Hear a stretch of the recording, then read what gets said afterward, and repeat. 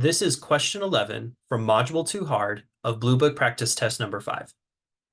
How many solutions does the equation 12 times the quantity x minus 3 equals negative 3 times the quantity x plus 12 have?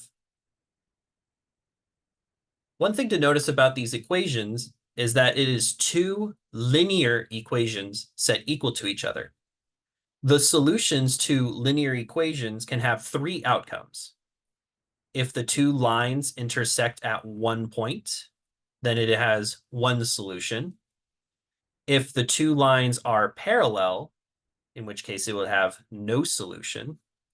Or if the two lines overlap and they end up being the exact same line, then they would have infinitely many solutions.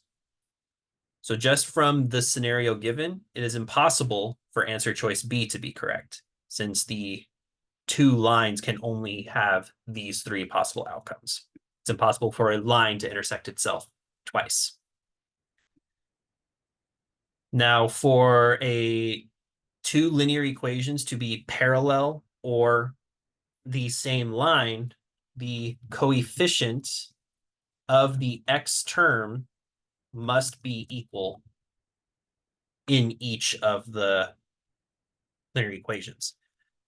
So if we distribute the term outside to each terms on both sides of the equations, we would get 12x minus 36 equals negative 3x minus 36.